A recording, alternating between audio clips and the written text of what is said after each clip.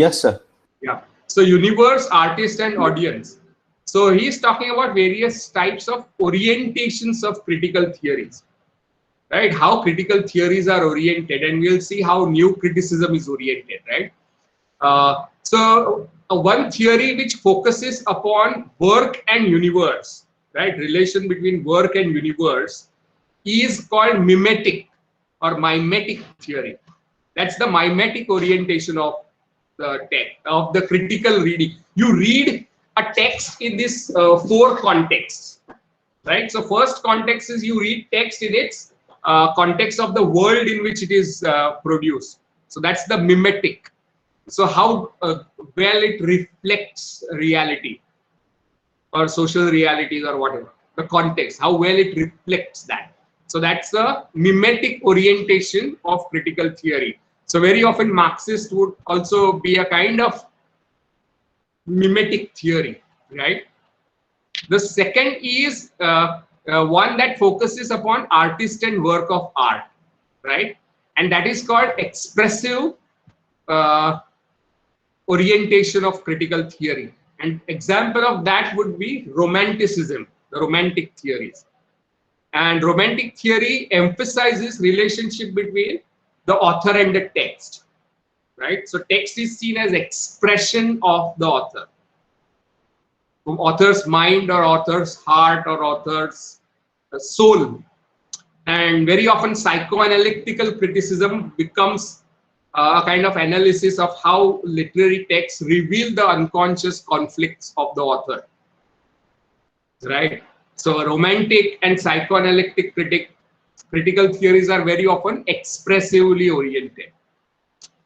The third is called pragmatic orientation, which looks at impact of work on the audience, right? So what is the impact of a particular play or a novel on the reader? Or what is the role of the reader in constructing or interpreting that text? So the emphasis is upon relation between text and reader or text and author. And those kind of theories are called pragmatic theories.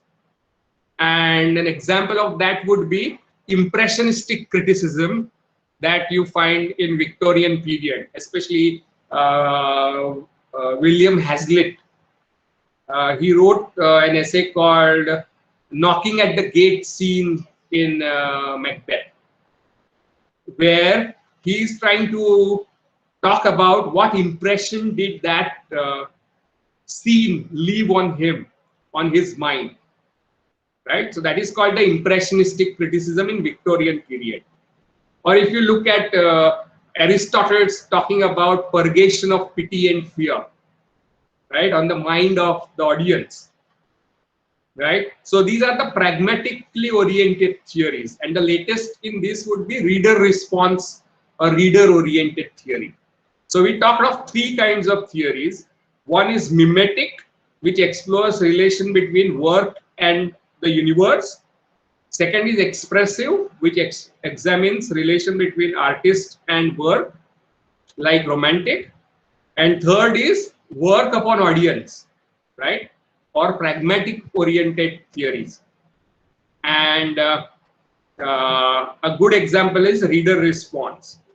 But there are some theories like new criticism, which wants to cut off work from all the three coordinates, right? Universe, artist, and audience, and consider work as an objective fact, which is not primarily connected to the world, not connected to the audience, and not connected to the author, as an objective fact. And those kind of theories are called objective theories. And you can consider new criticism as an example of objective theory, because they talk about disconnection between artist and work in the essay called intentional fallacy that I mentioned last time in the lecture, right? And they also talk about something called affective fallacy, which says that the impact of the text on the audience is not the primary, cannot be the basis for analysis of the text. So what can be the basis of analysis of the text? Words on the page, right? Objectively existing thing before you. And that's what John Crow Ransom means by ontology of poetry. That what is that poetry in itself? Ontology, right? Ontology and epistemology are two branches of Western philosophy. If I ask questions like what is this, right? What is justice, or what is love, or what is this screen in front of me, then I'm asking an ontological question. What is it in reality? है क्या ये in reality? But if I ask question, how do I know that this is reality, or how do I know this is truth, or how do I know that this is a screen, then I am asking an epistemological question, right? So these are some of the distinctions that we make in Western philosophy: epistemological and ontological, right? Any questions about what we have said just now? No, sir. Anyone? No, sir. No, sir.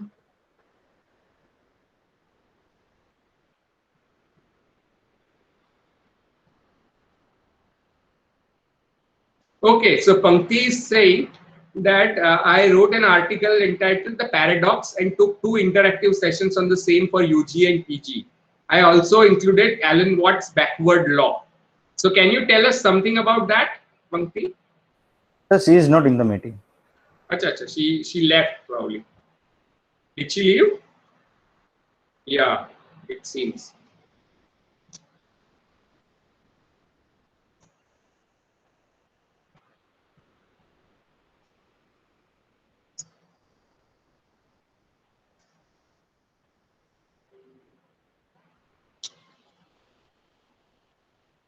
Okay, so this is about the developments in new criticism and Cambridge School and T.S. Eliot, right? This is the trend that you find in Anglo-American criticism.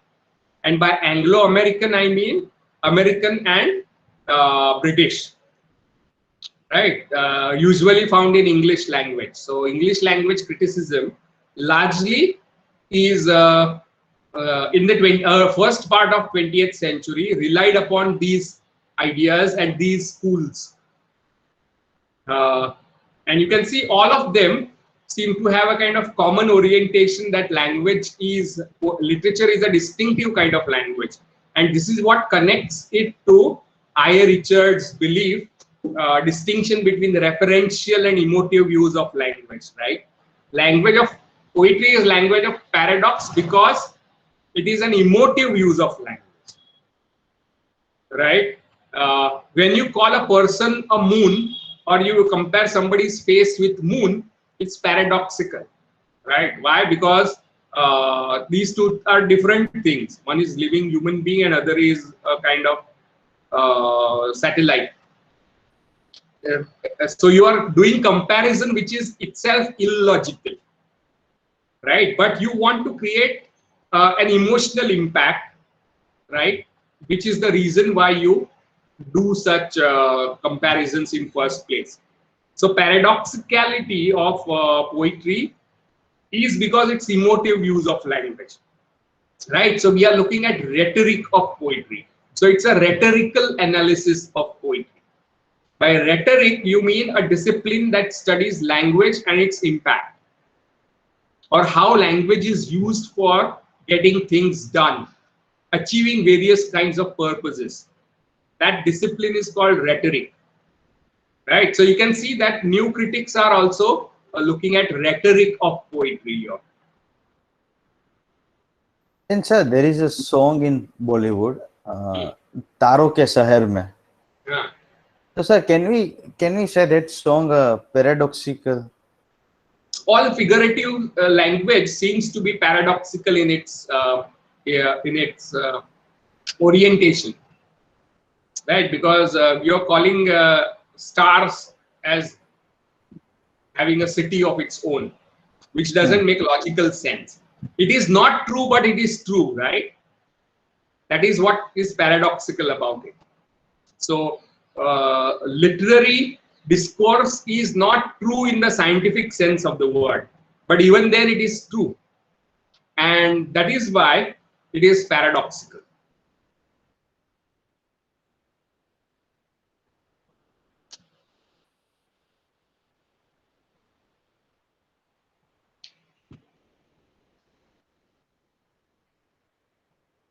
Okay. So, literary criticism after Matthew Arnold seems to have developed in these directions in the beginning of 20th century, right? From 1920s to 1950s to 60s. But there were various other things that are happening which are important to us.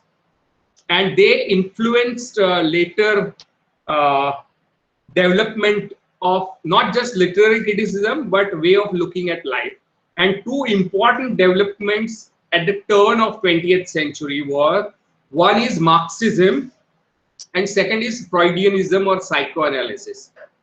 These two intellectual movements changed the way people look at life completely, right? And you cannot be considered as an intelligent person living in 21st century if you are not aware of these two important trends. And most of the literary criticism till today bear traces and influence of these two schools of thought, and that's why they are very important to us. Till today, they have some form of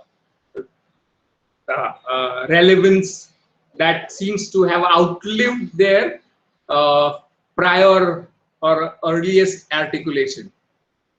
So we need to look at these two important developments, and that's what we are going to do. So, sir, sir, so what is moral formalism? Moral formalism is F.R. Lewis. All this formalism, if you look at it, underneath it is a belief. It's a very good question. Is the belief in the moral function of literature. Something that, if you remember, is mentioned by Matthew Arnold as well as later thinkers, right? Like F.R. Lewis says that this is great tradition, because this tradition embodies those values which are important in a society that is getting more and more materialistic, more and more scientific, technological, and pragmatic, utilitarian. Right, so the middle class is growing more and more pragmatic, utilitarian, technological, scientific, and so it is displacing religion, whose place is now given over to literature. Right, so this is the thread that connects F.R. Lewis with Matthew Arnold. So literature has a moral function, right? But the way you analyze it is formalistically. Like T.S. Eliot says that literature, poetry is criticism of life, right? And then he says criticism, literary criticism should be dispassionate, disinterested, should be objective and scientific, right? So it's formalistic orientation and it is moralistic orientation at the same time. Form is seen as something which is valuable. Right, so that value is what we mean by moral. Form has a moral value, right? And the aesthetic and the experiential content of art is valuable, which is revealed through this form, right? Especially when religion is being displaced from society.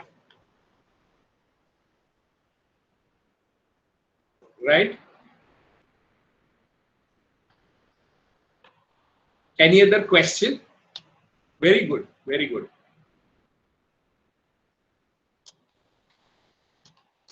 Right, the book by F.R. Lewis is called Revaluation, right? Which again tells you what it is. It posits a canon, this morality which is middle class, right? Which is bourgeois, but at the same time kind of critique of bourgeois as well. By bourgeois, I mean industrialized middle class, right? Is a critique of mainstream culture, but at the same time it is product of the same class, and it tends to be conservative in its outlook compared to the popular culture, which may be working class culture, right? And this is what will become a target for Marxist critic named Raymond Williams, that the conservatism that was implicit in F.R. Lewis, Matthew Arnold model of culture, T.S. Eliot model of culture, was largely an elitist model. And it excluded working class life, working class values, working class culture as well. So Raymond Williams uses Marxist framework to open up the idea of culture to include the marginalized cultures as well, right? So Marxism is the category through which this reorientation of culture studies happens, right? So Raymond Williams is one of the founders of what is known as culture studies, and his basic ideological tool is Marxism, but that is happening in 1960s, right? Maybe 20 years after F.R. Lewis, 10 years after F.R. Lewis and new criticism, right? So, but Marxism as a movement happens in the late 19th century, right? Marxism as a philosophy emerges in the late 19th century in Germany. So now you can see that we are moving away from Anglo-American tradition of criticism, right? Turning towards what is known as continental thought. Marxism and Freudianism both are German philosophies.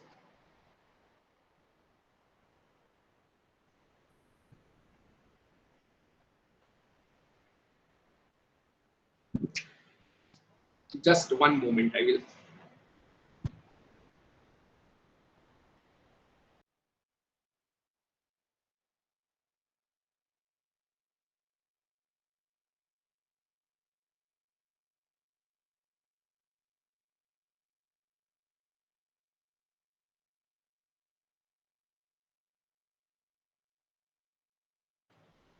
Yeah. So we are turning towards what is known as continental philosophies. And these two German philosophy are actually in some way culmination, or you can say extension of German philosophical tradition, which seems to become extremely prominent after German philosophers like Immanuel Kant, Hegel, and Schopenhauer. And later, another German philosopher, Friedrich Nietzsche, is one of the major influences on 20th century. So these German thinkers, Marx and Freud, are working within a tradition of philosophy that goes back to Kant, 100 years before Marx, some 100 years before Marx, right? And later Hegel. So Kant, Hegel, Marx, but also Schopenhauer, Nietzsche. So there are two strands of thinking that are emerging in Western philosophy, German philosophy after 18th century to beginning of 20th century. In 200 years, you have two strands. One is the rationalist philosophers like Immanuel Kant, Hegel, Marx, right? These three are important rationalist thinkers. Rationalist in the sense they give maximum emphasis on human rationality as one of the primary sources of knowledge and highest developed faculty of man, right? Rationality.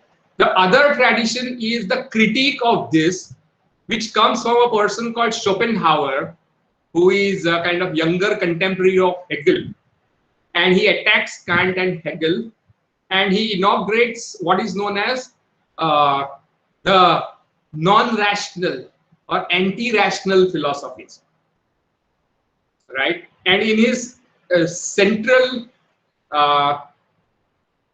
place is in Schopenhauer is given to something called will, and this will is an expression of universal will, and this is largely will to live, will to survive, which exists in the domain outside of reason or rationality, something which Freud would later call unconscious, right? So this will is the most important driver of human life.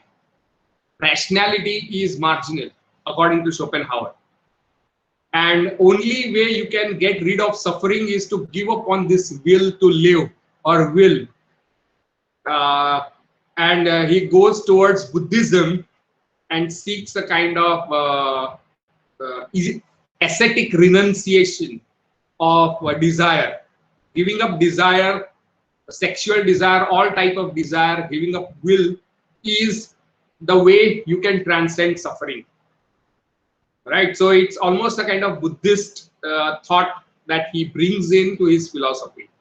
After Schopenhauer comes Friedrich Nietzsche, who is building upon Schopenhauer, and he is attacking Enlightenment rationality, but instead of taking an ascetic turn, he is taking something which might be called Dionysian or hedonism or Dionystic turn.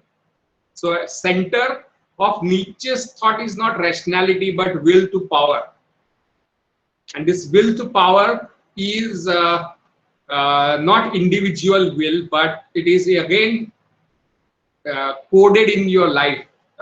Life is an expression of will to power. So he attacks the Enlightenment tradition of rationality. So Freud seems to be working within these frames, and Marx, right?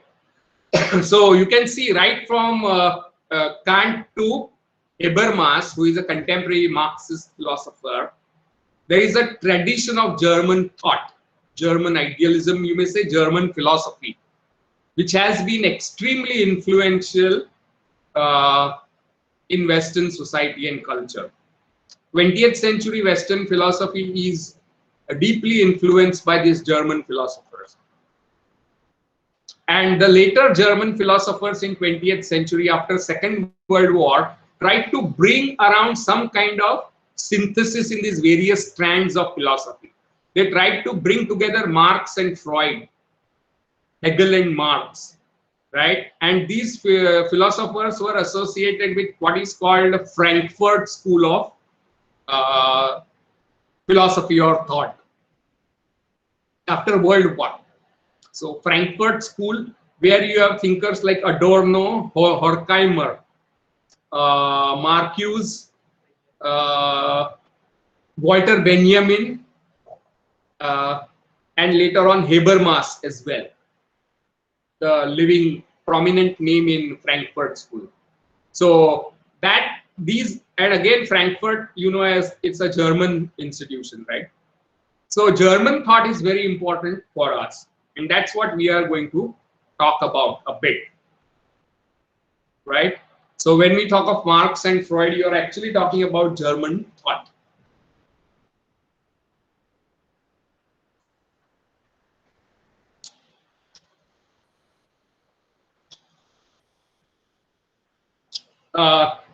One of the most important names in German thought is a person called Hegel.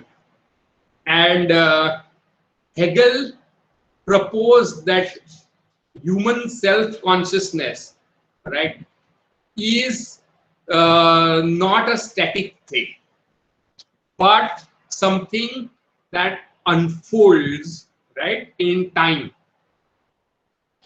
And like human self when you are born, you are aware of everything and you are aware of your body, and that is the first stage of your consciousness, right? Where you are not aware of anything in particular, but you are still aware. That's the first phase of immediate awareness, human self-awareness. And we are talking of beginning of 19th century, 1800 something, where 1800, I'm not sure of the exact dates of Hegel's work, the early 19th century, right? The first phase is that of immediate awareness.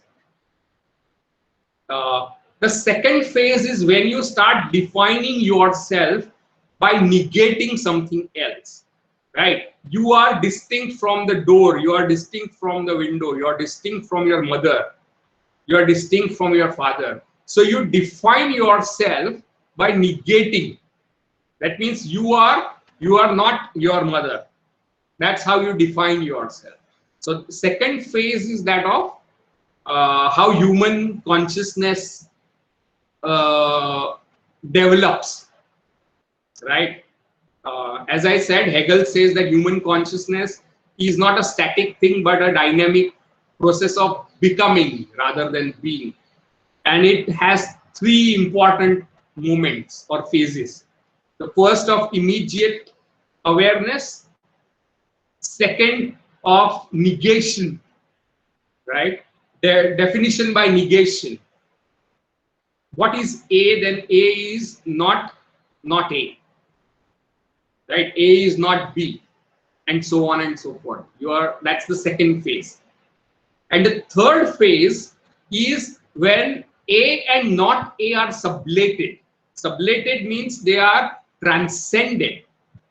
Their immediate, their differences stay, but at the same time they are reconciled on a higher plane of existence. That's the third phase of human development of human self-consciousness. And this process is what he calls dialectic, right? So dialectic is a phase of three steps. Immediate consciousness, second would be definition by negation, right? And third is kind of mediated unity. That's the term he uses, right? It's like a bud that blossoms into a tree, and tree gives birth to again a seed or a blossom, right? So seed, tree, again seed.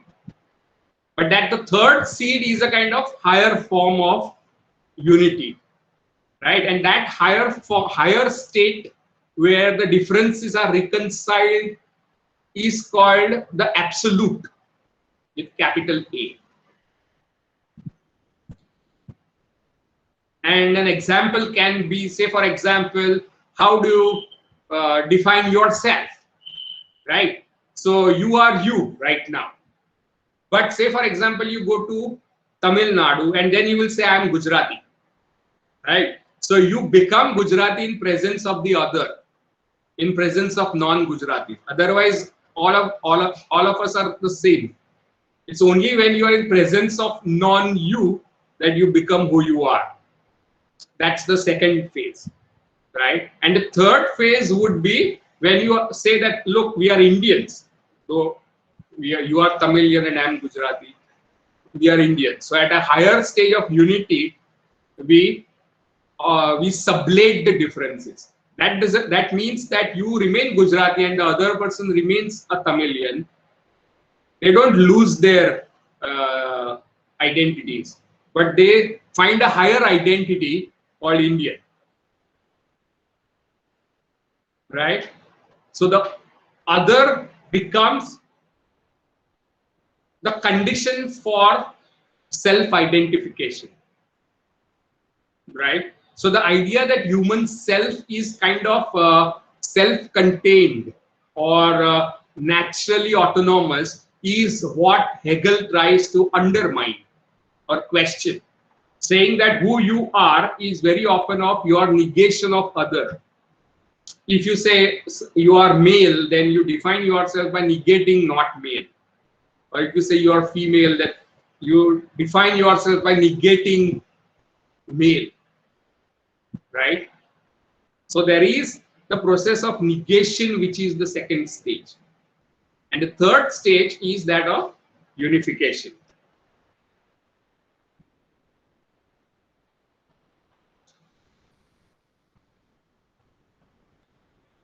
Hegel also defines work as an expression of self or self-consciousness.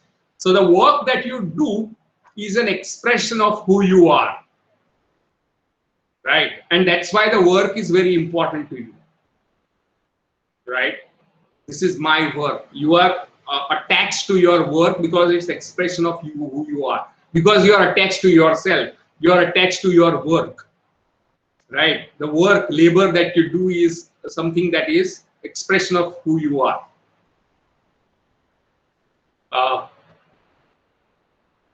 So Hegel is trying to formulate a kind of definition of literature and art as well. Art is also an expression of who you are. Now, why are we discussing Hegel? Can anyone tell me? Any guesses?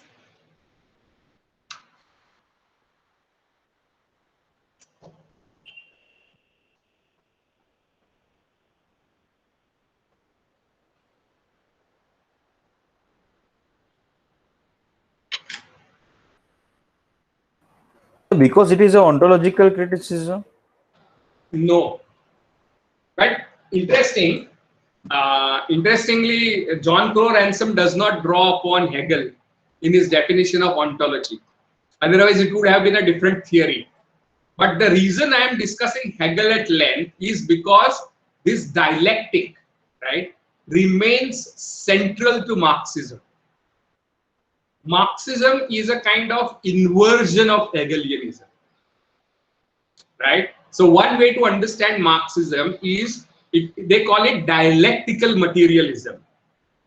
So the name of the philosophy that Marx gives to his own thinking is called dialectical materialism. To understand what do you mean by that, you have to understand what is meant by dialectical.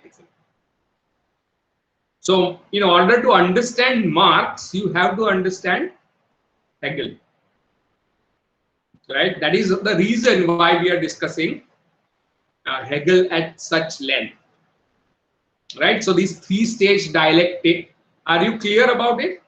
Any questions? Some people say that the first stage is thesis, second is antithesis, third is synthesis. But that these are not the phrases that terms that Hegel himself favored. But these are the terms used to describe this dialectic.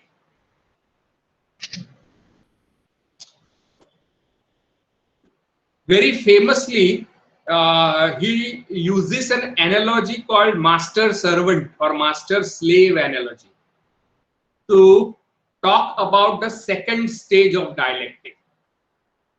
Now, when you are trying to define yourself as opposite of the other, right? When you are trying to say you are Gujarati, right? You are saying that I am not Tamil, right? When you go to Chennai and you define yourself as Gujarati, you are defining yourself as non-Tamil, right? In such a situation, there is a struggle involved.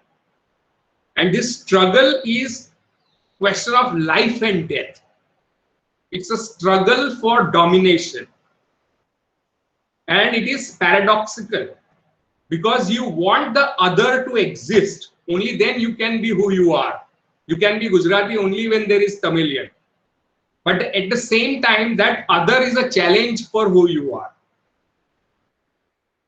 It cannot be your complete domination. The otherness becomes a problem. So you need the other, but at the same time, you want to destroy the other. You want that other to vanish. So this phase of self-definition And you can see that even Freud seems to be in some way influenced by Hegel. You'll see when we are discussing Freud. Is this phase of self-definition is deeply conflictual. When you say you are masculine, right, you are saying that by negating feminine qualities, right? So in a way, you want femininity, but at the same time, you don't want that femininity to be part of you. So you want to destroy femininity as well. On the flip side, if you want to be feminine, you need masculine. At the same time, the masculine becomes a problem, right? Because of its alterity or otherness. So this phase, the second stage, according to Hegel, is the phase of deep conflict, something that can be captured through master-servant dialectic. You can be a master only when you have a servant. Servant should acknowledge that you are the master. You can be student only if there is non-student, maybe a teacher, right? And teacher can be a teacher only if there are students.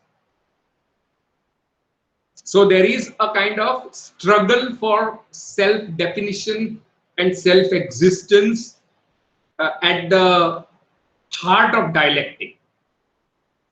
You can be the master of house only if the servant considers you as master. At the same time, the reverse is also true. Somebody can be servant only if there is a master. If there is no master, you cannot be a servant. So servant requires master to be a servant, and master requires servant to be a master.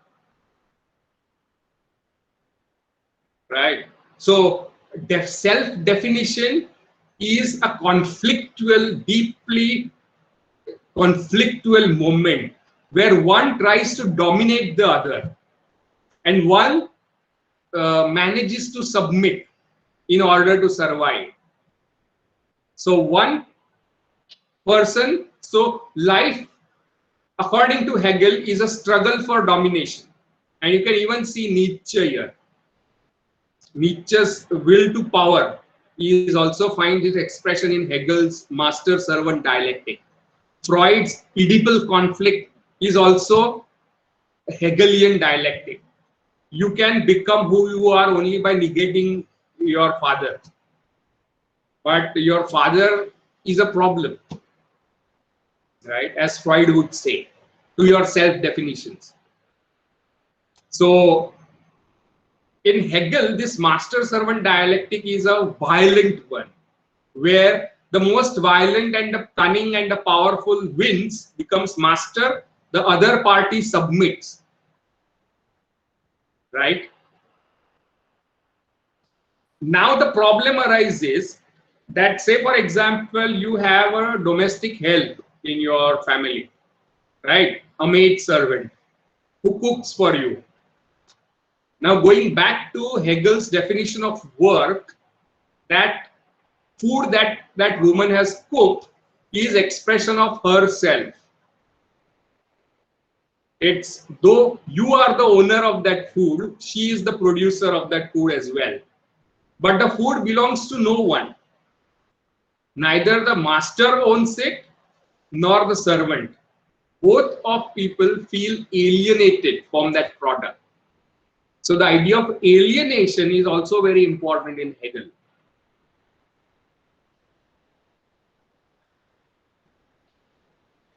Now I am giving all this longish lecture on Hegel because these are the fundamental ideas that lie at the heart of Marxism. So what happens according to Marx is that it's not the self-consciousness which is trying to define itself. It's more like social beings who are trying to define themselves, right? And capitalism, which is a kind of ideology or thinking that making more money, profit is the aim of life, right? Making more and more profit is the aim of life. It's a system, economic system that works on increasing the profit, right? It's a kind of self-governing machine whose only formula is increase profit, right? Through risk. Take risk, increase profit. Now, risk is something that Hegel points out is involved in the second stage of dialectic. When you say I'm Gujarati, you are taking a risk because you are trying to define yourself as the other. In, say, for example, you go to China or you go to Afghanistan and you say I'm Gujarati, I am an Indian.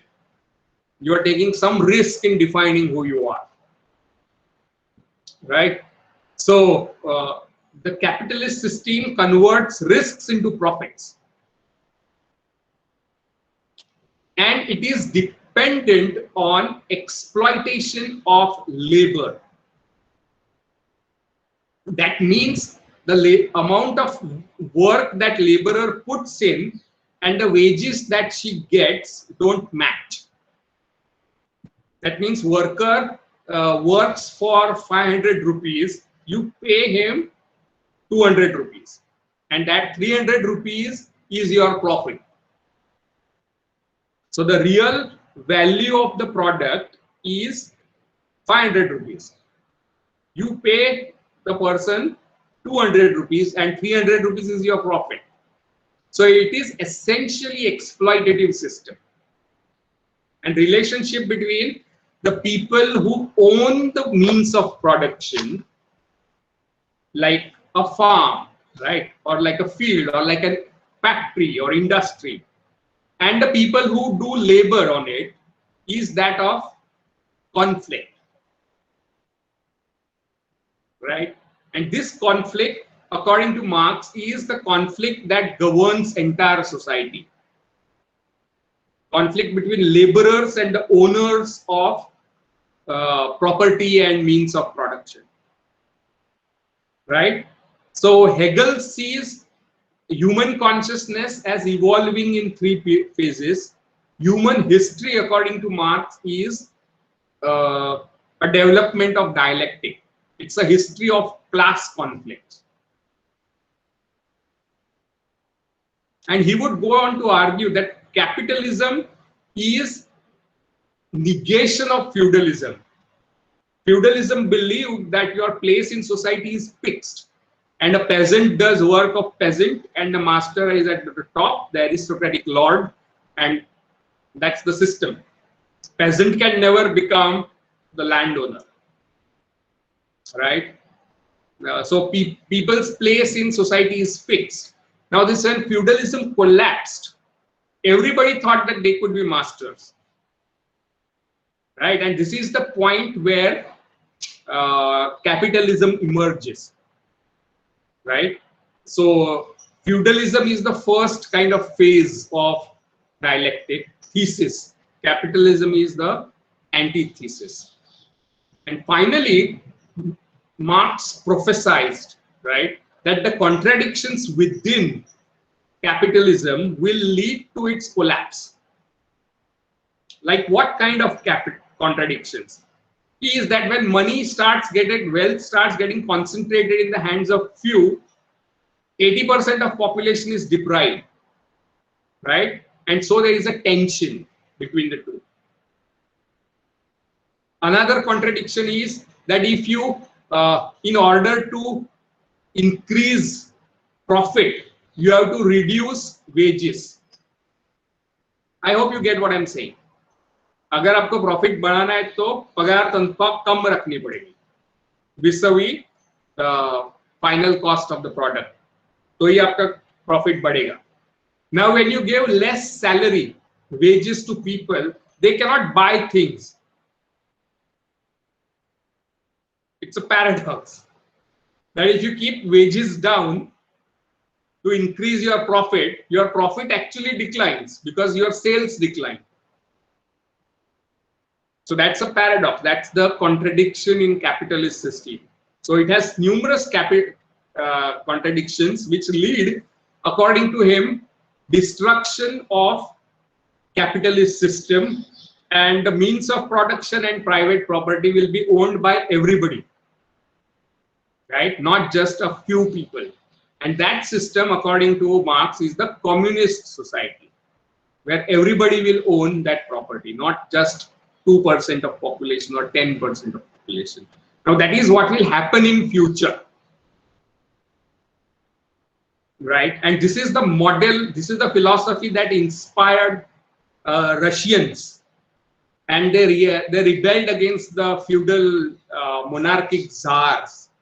And in 1917 you had Russian Revolution and establishment of Soviet Union, USSR, Union of Soviet Socialist Republics, which was based on the idea of socialism or Marxism as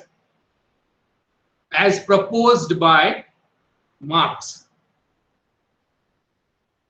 Right. So this is a kind of rough overview of Marxism. With me in this, or any questions about this before we go into its details? Any doubts you have to ask? You're not understood something?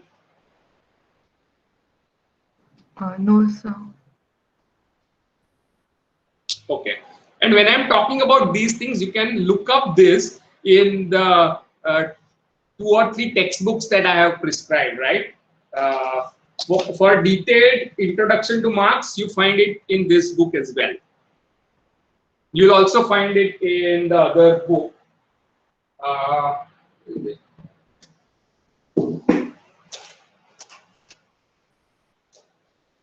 Yeah, this one. This is Raymond Selden's guide and History of Literary Criticism. Why I'm prescribing these? Because these have quite good reputation of being standard, right?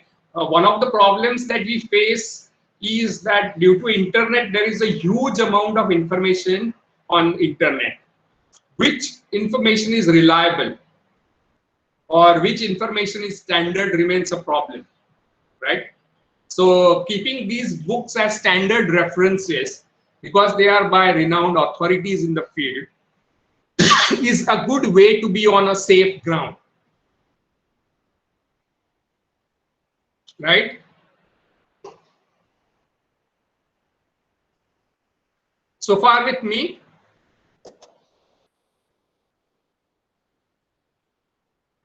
Yes, sir. Yes.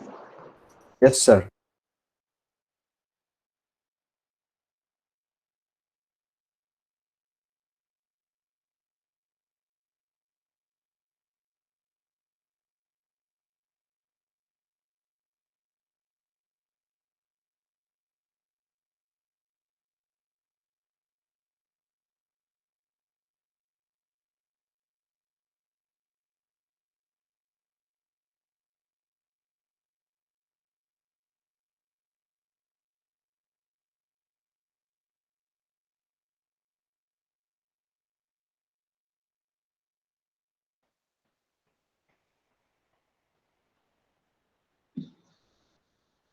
Yeah. Okay. Okay, so now let's look at some other ideas that are key to Marxism. One is the idea of that human consciousness, right, and human mind is not the primary material of this world. We talked about epistemology and ontology. By ontology, we means what things really are. Like, what is this screen really, right? What is it made of ultimately? Then there are 2 standpoints in Western philosophy. One is called idealism, going back to Plato, would say that this screen that you are holding in front of you is an idea, right? Its reality is idea in your mind. Because it's there in your mind, you can identify it as your screen. So people who don't have that idea won't understand it as screen. It won't be a screen for them. It's called idealism. The second is called materialism. They would say that this screen exists independently of your mind. Your mind does not have any role to play in construction of reality. Your job of the mind is to find out objective reality, scientific truth, which is not personal. It's not a product of your ideas, right? So that position is called materialism. And Marx took a materialistic position as against Hegel, whose position is idealistic. So you can say Hegel is an idealistic philosopher. Marx is a materialistic philosopher. By materialism, you mean that this world is made of ultimately of matter, and mind is ultimately material, and it is a human consciousness is produced by social and economic relations rather than other way around. So social and concrete relations, real relations, make who you are rather than the other way around. So human consciousness is a byproduct of social, economic, historical relations. So like say for example, you are a student is a because of relations with your the other like teacher, like you can see the Hegelian framework here, right? Or your parents, right? So you define yourself in real terms, who you are. In many ways, you define yourself as masculine or feminine or whatever, or intelligent or not intelligent or whatever, in real differential terms. So human consciousness or mind is a product of economic, social, concrete relations, real relations, historical relations. So whatever is produced by mind is a byproduct of, it's based on the real economic, social, historical relation, right? And he uses a metaphor of base and superstructure. So all products of mind like religion, philosophy, knowledge, culture, art, films, what have you, technology, state, are byproducts of economic and real relationships, right? That's the model that you have in Marx. So literature by definition would be seen as belonging to the superstructure that is built on the top of the base. Base is real economic, historical, real relationships that you have, right? With your parents, with your teachers, and with the government, and all those things, right? Am I making something clear? So base superstructure as a model. However, we don't look at life in this way. We don't see ourselves and whatever we produce from our mind, our thoughts, as being produced by economic or determined by economic and real relationships, right? When you say I am a son or I am a daughter of my father and mother, there is a real concrete economic arrangement at work as well, something that you don't acknowledge, right? Say for example, marriage itself is not just relationship between two people, it's also an economic arrangement. Yeah, it's a financial economic arrangement. It has got a historical role, it has got state sanction, right? State certificate to it. It has got actual relational dynamics to it. But we don't acknowledge this when we think of religion or literature or culture, films or what, or philosophy. And this happens because of something called ideology, another core idea in Marxism. The function of ideology or the worldview is in some way to conceal the material and social and economic relations that are at work in a particular thought or a cultural form of film or whatever. So these realities are hidden, right? Say for example, one of your parents work, other doesn't. ऐसे है कोई families आप में, right? Sorry, sir. Could you please repeat? One of your parents work, maybe father, and maybe mother doesn't work. There is a Yes, sir. My mother is not working. She is housewife. What My happens mother. is that there is a kind of differential economics at work here, right? But you don't acknowledge this differential economics when you look at the relationship. Say, for example, somebody's marriage, right? You don't take into account the economic inequalities and dependencies, right? But they are there and they impact the relationship, right? We don't give priority to economic and social actualities while we think about, say, for example, a relationship, right? And that happens because we are ideologically, what should I say, oriented. And the meaning of the term ideology will shift as we move. Other people have complicated, questioned these notions of ideology. But Marx calls it false consciousness, right? It's a kind of illusion, right?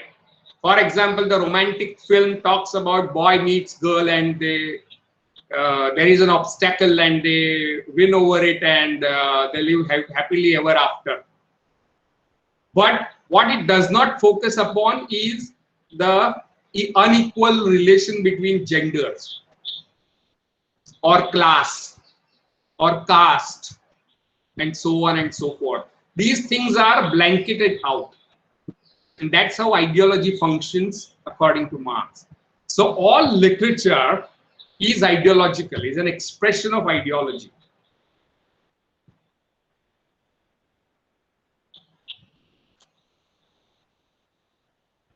And not just that, going back to that master-servant dialectic, one class, right, of society is trying to dominate other class by upholding its values as truths. Upholding its values as truths for the others to accept unquestioningly. Right. So there is a struggle, and later on Gramsci would modify this and would say that the dominated class accepts the ideology of the dominating class through consensus rather than through violence. While Hegel is talking about violence involved in master-servant dialectic, Gramsci talks about persuasion of Sam, Dam, Danda, Bed, right? Through which the ideas of the ruling class become accepted by the ideas of the ruled class, right? And literature, at the end of it, we are looking at literature and culture, is also an expression of class conflicts through ideology. So, function of ideology is very often to make things invisible, certain material actualities which are conflictual. For example, one of the essays by Edward Said, whose essay I have given you, talks about Jane Austen and empire. And the reason he talks about is because Jane Austen hardly mentions empire or imperialism, which is one of the properties of capitalist class. And Jane Austen's novels usually are around the question of property and wealth and gender, right? And Jane Austen often asks this question, who is the best person to marry, and she makes a distinction between relation based on affection and relations based on mercenary calculation, mercenary marriage. That's the term she uses in Pride and Prejudice. Are you studying Pride and Prejudice by any chance? No, sir. Not sure. Okay, but the theme in her novel is this, that you should marry out of emotional affection and love rather than for money and calculations, mercenary aspects of it. So in some way she is trying to critique the mainstream ideas of her time, which said that you should marry for financial mobility. Women should marry for financial mobility. She is criticizing it. But at the end of it, the protagonist marries a rich person. So you can see how ideology is paradoxical. That you are criticizing the mainstream culture, but you are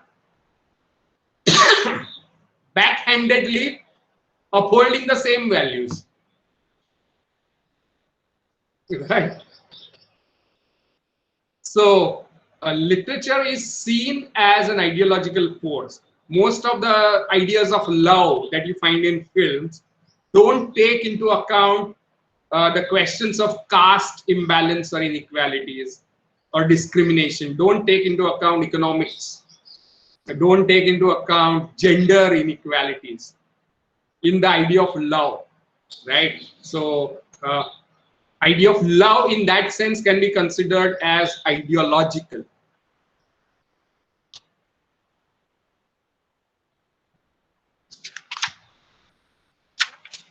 Yeah, so anything that you have to ask, say about this? Introduction, rough introduction to Marxism.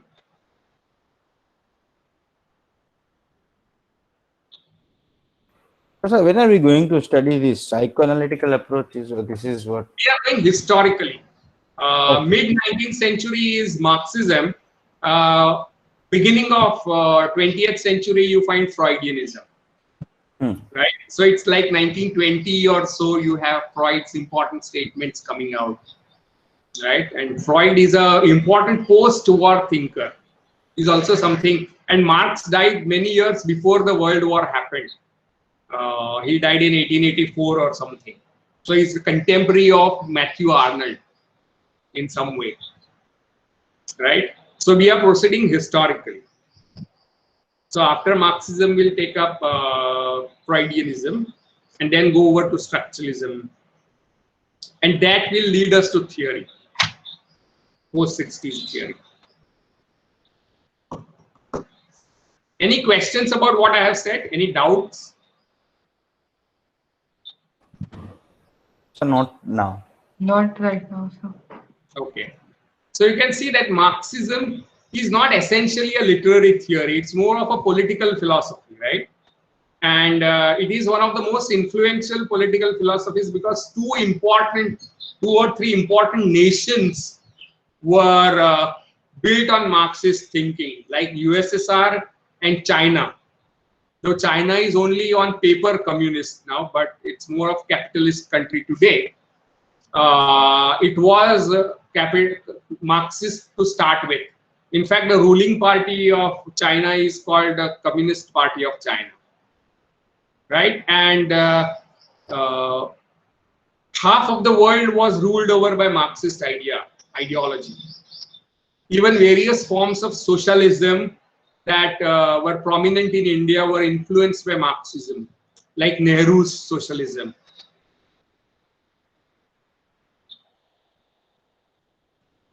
And the conflict that they talk about is largely industrialized setup with trade union movement as an expression of Marxist ideology. It's one of the drivers of Marxist politics. Working class versus the owner class, the bourgeoisie.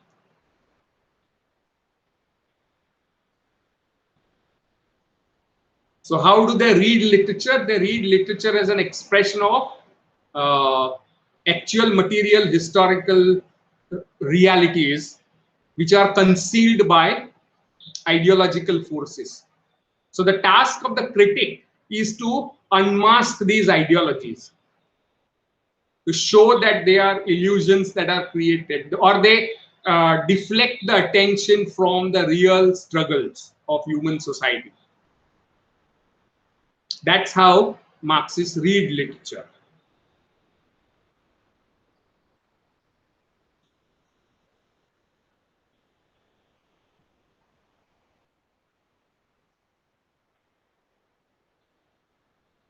Right? So far with me. Yes, So what sir. I'm going to do is I'm going to stop here for today, and we'll meet on Saturday and extend our discussion on Marxism. Right? And then there is an essay given to you by Terry Eagleton called Ideology and Form, which somebody will take up and make presentation maybe the next week. Right? Till then, you are sufficiently discussed Marxism. But this is the Marxism as Marx propounded. Right? It's called classical Marxism, or in today's parlance, it's called vulgar Marxism. Right? But we'll look at where it's not a single school, but it is a kind of historically developing ideology with multiple kind of schools, very often at odds with each other. Like China and Soviet model would be going hands in hand, but then they would clash because of race, probably, right? Because race is far more powerful than class. Who knows? Right. So there were other kinds of problems, and how other people theorized Marxism in different directions is what we will see in the next class. And sir, any feedback on today's presentation? No, it's good. You can discuss, maybe analyze the poem more, right? Using Client Brooks as a model. Identify paradoxes in each line and see how a poet uses language in a distinctive way from normal prose. Okay. Yes, thank you. Right, but example was good and you tried to relate it well. Yeah, thank you, sir. Yeah. So let us stop for today. If you have no queries. Yes. Yeah. Okay. So see you on Saturday. Okay. Yes, Thank you, sir. Bye, sir. Thank you, sir. Yeah.